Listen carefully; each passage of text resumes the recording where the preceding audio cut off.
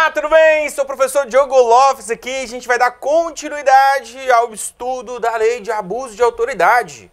Na primeira aula a gente viu qual o objeto da lei, a gente viu que também sobre a ação penal do crime de abuso de autoridade, quais são as sanções aplicáveis ao crime de abuso de autoridade, né, de natureza penal. Lembrando que a lei não trouxe sanções de natureza administrativa ou civil, né? Então ela trouxe sanções penais, tanto pena privativa de liberdade, a gente viu que são duas espécies, ou detenção de 1 a 4 anos e multa, ou detenção de 6 meses a 2 anos e multa, né? Então temos um conjunto de condutas cuja pena configura infração de médio potencial ofensivo, já que não é menor, é a pena máxima, né?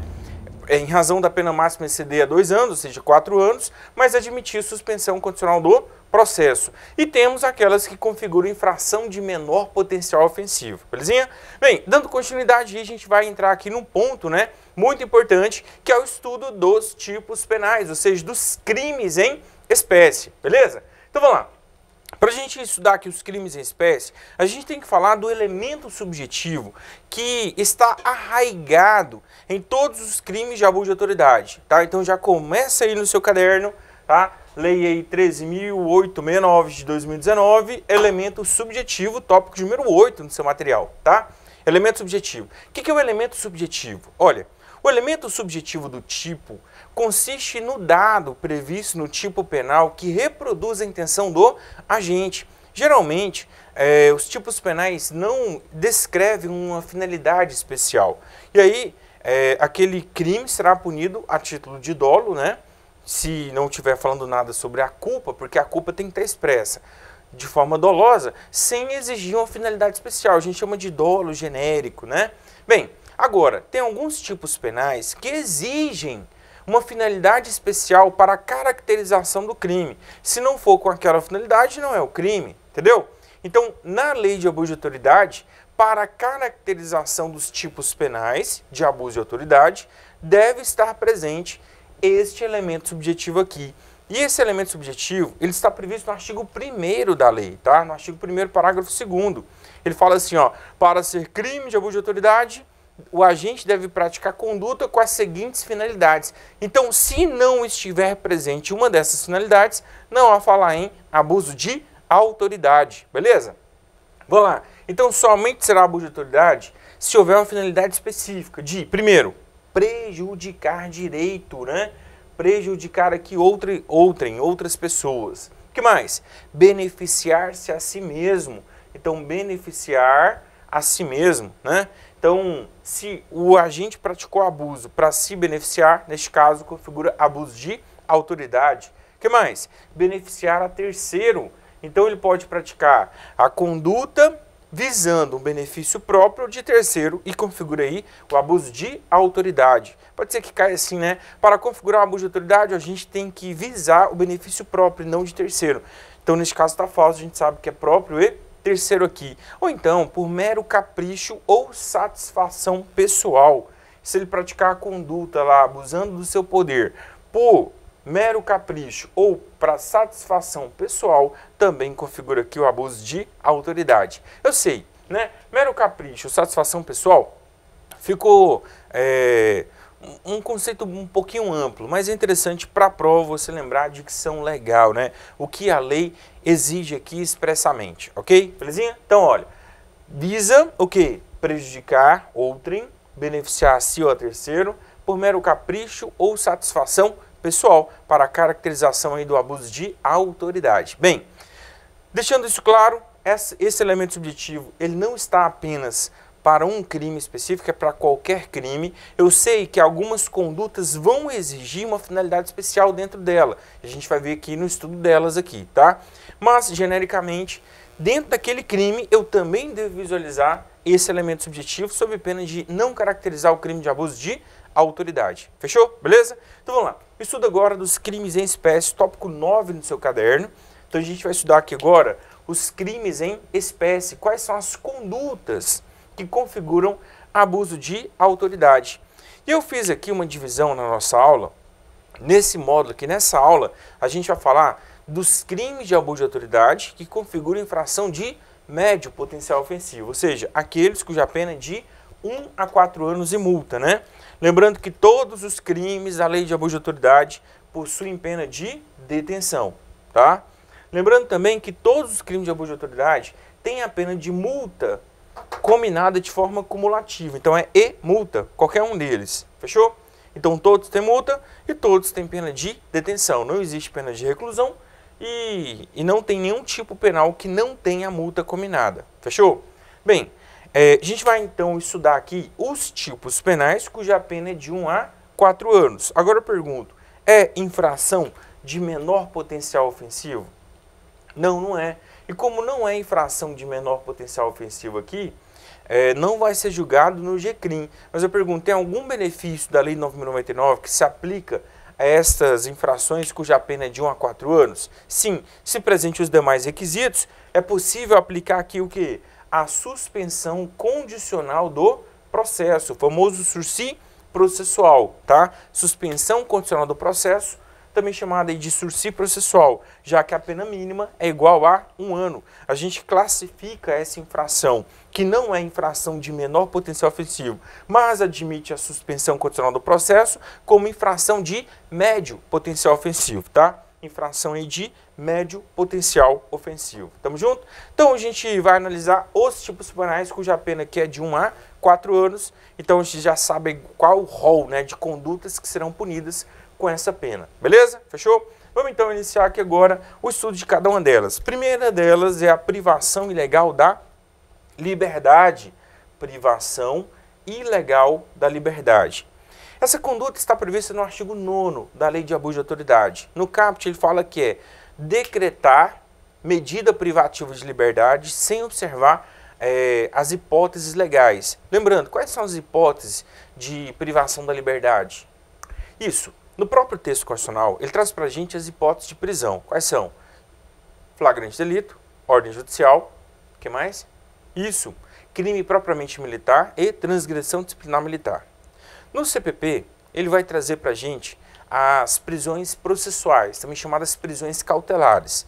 E lá a gente tem a regulação do flagrante delito. Então, para decretar, por exemplo, a prisão em flagrante, tem que estar de acordo com as hipóteses legais de flagrante delito, tem que observar lá as formalidades legais. Fechou? O que mais? Tem lá a prisão preventiva, que depende de ordem judicial. Tem a lei de prisão temporária, que também depende de ordem judicial. Tem a prisão domiciliar. Então, essas medidas de privação da liberdade, que dependem de ordem judicial, o juiz deve observar aí os requisitos, as hipóteses previstas em lei para decretar, sob pena de incorrer no crime do artigo 9º da Lei de Abuso de Autoridade, tá? Então, esse aqui está no artigo 9º. Outro detalhe, né? Por exemplo, suponhamos que caiba fiança. A nova lei não trouxe um tipo penal específico, deixar de arbitrar fiança igual tinha a antiga, né? Mas eu entendo, né, neste caso aí, que deixar de arbitrar fiança configura aqui o artigo 9º. Por quê? Se cabe fiança e a autoridade competente não arbitrá-la, neste caso ele decretou a privação da liberdade sem observar as formalidades legais aqui. Então, neste caso, ele decretou sem estar presente aqui a hipótese legal, porque o próprio texto constitucional fala o quê? Que se a prisão é legal, caberá liberdade provisória com ou sem fiança, se ausente os requisitos, né, da prisão preventiva. Então, cabendo, deve-se arbitrar aqui a fiança. Belezinha? Fechou? Então, entra aqui nesse artigo 9º da Lei de Abuso de Autoridade. Agora, o artigo 9º também, no parágrafo único, ele traz para a gente, incorre na mesma pena. Qual? Isso, muito bem. A gente vai chamar aí, letra B no seu material, de manutenção ilegal da prisão, né? Manutenção ilegal da prisão. Não coloquei aqui, mas deixa eu colocar então, manutenção ilegal da prisão. Manutenção ilegal da prisão. Na verdade, tudo aqui é abuso de autoridade, tá? Todas as condutas que nós estamos analisando, na sua prova, vai cair como abuso de autoridade. A gente está colocando nomes às condutas aqui para ficar mais fácil de você lembrar, tá? Então, ó, manutenção ilegal da prisão. A prisão, ela é ilegal. O que tem que acontecer? Isso, a autoridade competente, juiz, deve o quê? Relaxá-la. Então ele deve relaxar tão logo que tome conhecimento da sua ilegalidade. E se o juiz então deixar de relaxar a prisão ilegal, neste caso ele incorre no crime aqui do artigo 9º, parágrafo único. A pena é de 1 a 4 anos para a autoridade judicial que deixe então de relaxar a prisão. Então a manutenção ilegal, se você quiser anotar no seu caderno aí, é praticado por autoridade judicial. E eu pergunto, a autoridade judicial aqui vai responder se ele praticar quais condutas. Primeira delas aí, se você já quiser anotar, né? Deixar de relaxar a prisão ilegal. Se a prisão é ilegal, ele tem que relaxar. Agora eu pergunto, se ela é legal, houve lá uma prisão em flagrante, por exemplo, o juiz viu que ela é legal, não pode relaxar, né? Mas ele vai analisar o quê? Se cabe outra medida cautelar. Exemplo, liberdade provisória com ou sem fiança, né? Ou conceder aqui uma outra medida cautelar diversa da prisão preventiva. Neste caso aí, se o juiz deixar de converter a prisão em outra medida cautelar, também incorre no crime aqui da manutenção ilegal da prisão, tá? Então, segunda conduta aí que o juiz pode praticar é deixar de converter a prisão em, 2 pontos, deixar de converter a prisão em, 2 pontos, anote aí. Isso, outra medida cautelar diversa da prisão, ou de conceder a liberdade provisória, né?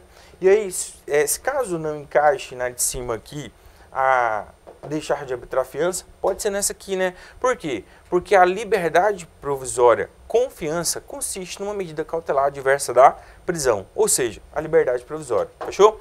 Bem, terceira hipótese aqui, deixar de conceder liminar ou ordem de habeas corpus quando manifestamente cabível. A parte lá, o paciente ou o impetrante, impetrou habeas corpus, pediu um liminar. Se manifestamente cabível, o juiz deixou de conceder, configura aqui abuso de autoridade. Ou ainda, no julgamento final do habeas corpus, depois de avaliar aqui as provas e tudo mais, ele deixou de considerar a ordem quando manifestamente cabível, também configura abuso de autoridade. Agora, muita atenção aqui, que deixar de conceder a liminar ou ordem de habeas corpus quando houver divergência sobre a interpretação da lei ou das provas, aí não configura abuso de autoridade, tá? Aí serve para qualquer tipo penal, tá lá no artigo 1º também da Lei de Abuso de Autoridade, que a divergência na interpretação da lei ou das provas não ensejam em abuso de autoridade. Então o juiz aqui tem uma divergência sobre a interpretação daquela lei, daquele dispositivo, e ele então deixou de conceder a liminar ou a ordem de habeas corpus, porque ele entende, de acordo com parcela da jurisprudência ou doutrina, neste caso, ele não incorre no crime de abuso de autoridade, mesmo que outros juízes, eles entendam de forma diferente, tá? Então, naquela mesma situação, um juiz concedeu o habeas corpus, e aquele juiz não concedeu porque tem uma divergência na interpretação da lei, neste caso não configura abuso de autoridade. Belezinha? Fechou? Bem, então a gente viu que o artigo 9º, ele é o primeiro, talvez um dos mais importantes, porque é um abuso de autoridade que viola um dos bens mais importantes que uma pessoa possui. Qual? A sua liberdade, tá? Vamos lá. Letra C no seu material, né? A gente já viu aqui os 2 primeiros que estão no artigo 9º. Agora, próxima conduta aí, condução coercitiva descabida. Condução coercitiva descabida. A condução coercitiva, ela pode ser em face da testemunha ou em face do réu, né? Nas hipóteses previstas lá na lei, beleza? Condução coercitiva ocorre, por exemplo, no caso de testemunha, se ela foi intimada, ela deve comparecer para a audiência, né? E se ela não comparece, o juiz pode determinar a sua condução coercitiva. Mas neste caso, para que o juiz o faça, tem que ser nas hipóteses previstas em lei, autorizadas pela lei, e tem que haver uma intimação prévia. Não cabe, por exemplo, uma hipótese em que o juiz ele não intimou a testemunha, ela não compareceu porque não foi intimada, na hora da audiência o juiz quer ouvir aquela testemunha. Cabe condução coercitiva? Não. Se isso ocorrer, o juiz aí que decretou a condução coercitiva, ele responde pelo crime aqui de abuso de autoridade, né? Que é a condução coercitiva descabida. Na verdade, a lei fala assim, ó, descabida, ou quando não houver intimação prévia. Peraí, se não houver intimação prévia, também não cabe, entendeu? Então deixou claro aí, né? Descabida ou quando não houver intimação prévia. Tamo junto, beleza? Mas também tem outras hipóteses que poderia incorrer aqui no crime, além da ausência de intimação, que eu entendo que a ausência de intimação também torna aqui descabida, que são aquelas hipóteses de condução que não estão autorizadas pela lei, beleza? Também incorre aqui no crime de abuso de autoridade. Próximo a gente vai analisar aqui agora, na letra D no seu material, o constrangimento ilegal de preso. Notem aqui que o sujeito passivo desse tipo penal é o preso ou detento. Então anote no seu material, né? Constrangimento ilegal de preso ou detento. Primeiro, o que é constranger? O que significa a palavra constranger? Muito bem, forçar, obrigar, coagir. Neste caso aqui, esse constrangimento aqui, ele pode ser exercido por meio de, anote aí no seu material, constrangimento pode ser exercido por meio de violência, grave ameaça, ou por qualquer outra causa que reduza a capacidade de resistência da vítima, tá? Que reduz aqui a capacidade de resistência da vítima, beleza? Bem, então violência, grave ameaça ou qualquer outra hipótese, outro recurso que dificulta ou torna impossível aqui a defesa da vítima. Então, o constrangimento ilegal de preso, ele é praticado pela autoridade, que faz o quê? Quais são as condutas? Vamos lá? Primeira delas aí, constranger a exibição à curiosidade pública. Ou seja, ele submete o preso ou detento à exibição pública ou à curiosidade pública aqui. Então, às suas intimidades de forma pública ou à curiosidade pública aqui. Beleza? Segundo, essa aqui já existia, ela entrou nessa aqui com esses meios de execução, né? Que é submeter a situação vexatória. O preso ou detento sendo submetido aqui à situação vexatória. Que mais?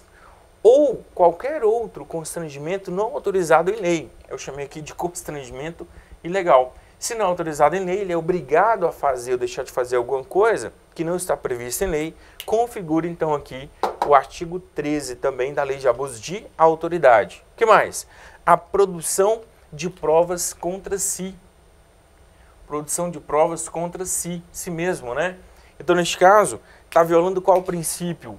Muito bem, a vedação de produção de provas autoincriminadoras, né? Que a gente chama de nemo tenetur sed tegere. Então, ninguém é obrigado a produzir provas contra si mesmo.